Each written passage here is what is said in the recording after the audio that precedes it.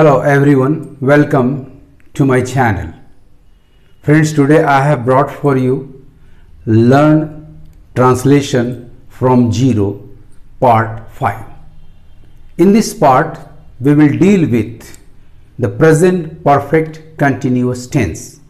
इस टेंस में हिंदी सेंटेंसेस का अंग्रेजी अनुवाद कैसे करेंगे, मैं इसकी चर्चा आपके समक्ष करूंगा।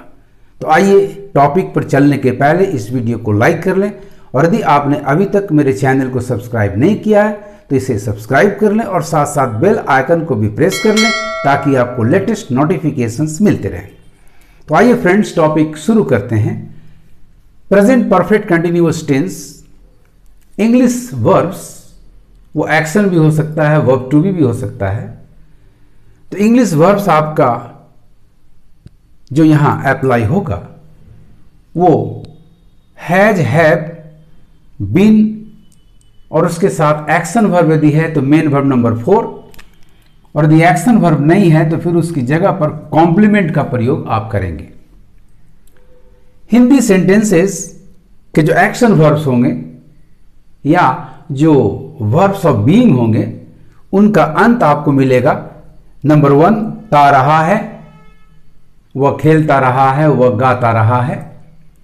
नंबर 2 ता है लेकिन उसके साथ टाइम से 2 घंटे से, सोमवार से ऐसा होना चाहिए, तो फिर यह प्रेजेंट परफेक्ट कंटिन्यूअस में चला जाएगा। नंबर 3 रहा है प्लस टाइम से, तो फिर यह प्रेजेंट परफेक्ट कंटिन्यूअस का टेंस होगा। बैठा है, खड़ा है, इस तरह के जो फिजिकल स्टेटिव वर्ब्स हैं उनके साथ भी आप टाइम से जोड़ दें तो वह इस टेंस का सेंटेंस हो जाएगा।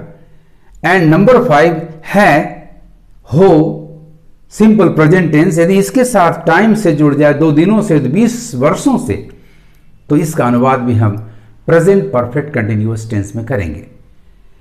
1 to 4 जहां एक्शन वर्ब्स आ रहा है, क्रिया का चौथा रूप आईएनजी प्रेजेंट पार्टिसिपल का प्रयोग करेंगे, और जहां केवल है, हूं, हो आ रहा है तो यहां पर एक्शन की जगह बीइंग होगा, तो उसके स्थान पर कॉम्प्लीमेंट, मेन वर्ब 4 की जगह कॉम्प्लीमेंट को हम जोड़ेंगे।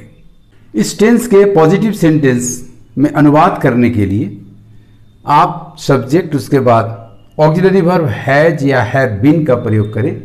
एक्शन वर्ब है तो उसे आप मेन वर्ब 4 के रूप में लाएं, और यदि ऑब्जेक्ट है तो ऑब्जेक्ट दें। यदि एक्शन वर्ब नहीं है तो कॉम्प्लीमेंट का प्रयोग करें। समय जो भी दिया हुआ हो, यदि वो पीरियड ऑफ टाइम है, इंडेफिनिट टाइम है, या उसका नाम कॉमन नाउन जैसा है तो फॉर का प्रयोग होगा, और यदि वो पॉइंट ऑफ टाइम है, प्रॉपर नाउन के जैसा उसका नाम है तो उसके साथ सिंस का प्रयोग होगा। आइए एग्जाम्पल देखते हैं। वह सुबह से खेल रहा है, he has been playing since morning, क्योंकि मॉर्निंग एक पॉइंट ऑफ टाइम, उसके साथ सिंस का प्रयोग हुआ। नेक्स्ट सेंटेंस आपका है, लड़के 2 घंटे से हल्ला कर रहे हैं। इस टेंस में सब्जेक्ट नाउन जनरली डेफिनिट होगा और ऑब्जेक्ट नाउन जनरली इनडेफिनिट होगा। सो लड़के 2 घंटे से हल्ला कर रहे हैं, अनुवाद होगा the boys have been playing, sorry, the boys have been making a noise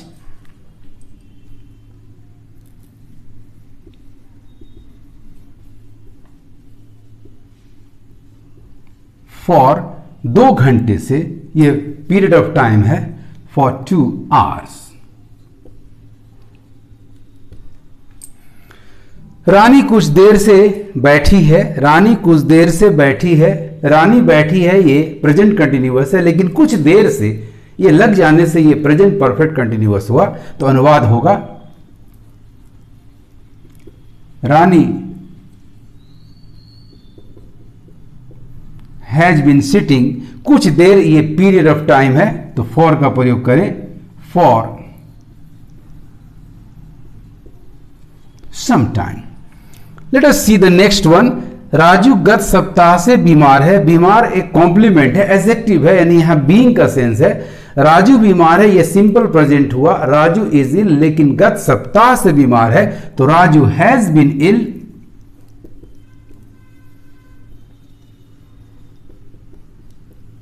और लास्ट वीक, गत सप्ताह, ये पॉइंट ऑफ टाइम है तो सिंस का प्रयोग करें, सिंस लास्ट वीक। राजू गत सप्ताह से बीमार है। Raju has been ill since last week. इस टेंस के नेगेटिव सेंटेंस में आप ऑक्सिलरी वर्ब हैज हैव के बाद आप नॉट एडवर्ब का प्रयोग करके अनुवाद कर लें। तो सेंटेंस आपका है वह कुछ दिनों से नहीं आ रहा है। अनुवाद करें,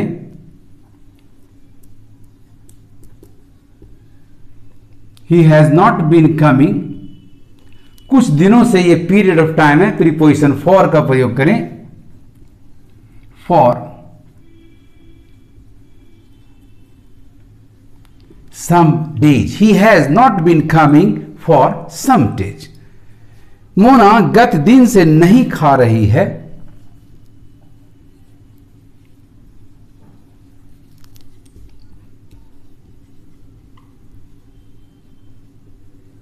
Mona has not been eating. गत दिन last plus singular time becomes a point of time, तो since का प्रयोग होगा।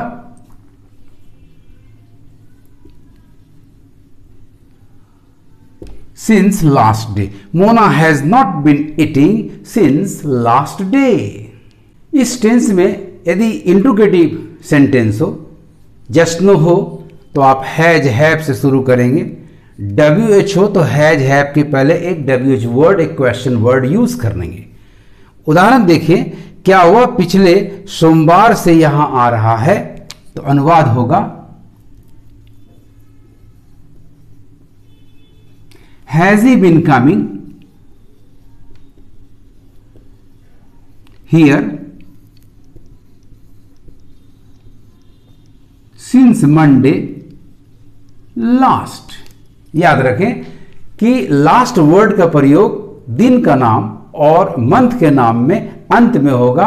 बाकी सारे टाइम के साथ लास्ट का प्रयोग आप टाइम के पहले करेंगे। जैसे यदि हो गत दिन से तो लास्ट डे होगा, पिछले सप्ताह से तो लास्ट वीक होगा, पिछली दीपावली से तो लास्ट दीपावली होगा। लेकिन गत सोमवार से Monday last, since Monday last. गत मार्च से सिंस मार्च लास्ट। यदि आपका सेंटेंस WH हो, WH क्वेश्चन हो, तो शुरुआत आप WH वर्ड से करेंगे। उदाहरण देखें, तुम तब से क्या कर रहे हो? What have you been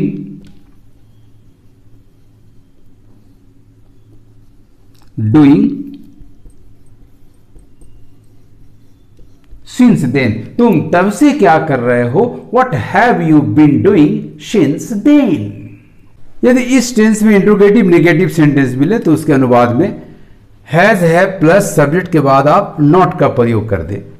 WH interrogative negative हो तो हैज हैव के पहले एक WH वर्ड, एक क्वेश्चन वर्ड प्लेस कर दें। सेंटेंस आपको है, क्या वह कल से नहीं सो रहा है? Has he not been sleeping? कल से, यह भी पर्टिकुलर पॉइंट ऑफ टाइम है। Since yesterday. Has he not been sleeping since yesterday? Let us see the next sentence. वह यह पुस्तक कब से नहीं पढ़ रहा है? कब से, since when का प्रयोग आप फ्रंट पे कर देंगे। वह यह पुस्तक कब से नहीं पढ़ रहा है? since when has he not been reading this book? याद रखेंगे दो क्वेश्चन वर्ड्स हैं, एक whom और एक when, जो अपना प्रीपोजिशन हमेशा फ्रंट पे लेता है। तो वह यह पुस्तक कब से नहीं पढ़ रहा है? Since when has he not been reading this book? Well friends, now is the turn of a tip. अब इस सेंटेंस में एक मैं खास जानकारी आपको देने जा रहा हूं, जैसा कि मैंने प्रेजेंट कंटिन्यूअस टेंस में भी दिया था। तो let us have a tip. यदि आपकी क्रिया अस्टेटिव है,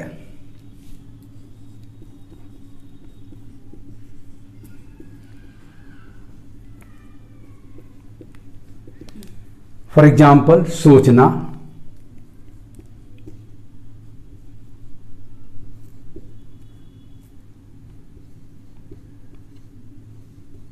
जानना, समझना, देखना, एटसेट्रा। मैंने दो हिंदी एग्जाम्पल्स दिए हैं, सोचना, जानना। स्टेडी वर्ब्स फॉर एग्जाम्पल सोचना, जानना, etcetera are not used in the ING form. तो फिर क्या करेंगे? यदि वो कंटिन्यूअस टेंस में है तो उसके स्थान पर इंडेफिनिट, और यदि परफेक्ट कंटिन्यूअस टेंस में तो उसके स्थान पर परफेक्ट टेंस का प्रयोग करेंगे। They are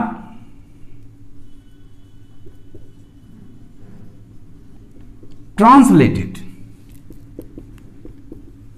in the perfect tense in place of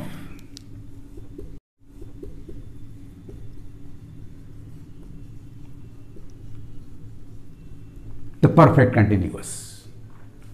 तो उनका अनुवाद आप परफेक्ट कंटिन्यूअस टेंस के स्थान पर परफेक्ट टेंस में ही करेंगे, ये बिल्कुल मान लेना है।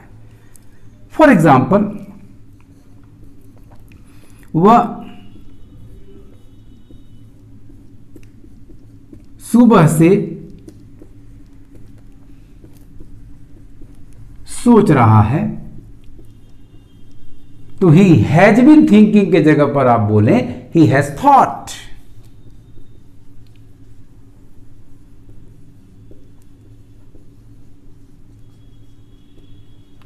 Since morning. मैं आपको 2005 से जानता हूं,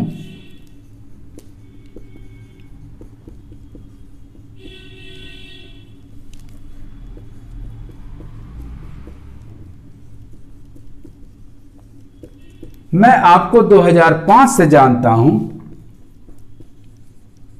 तो in place of I have been knowing के जगह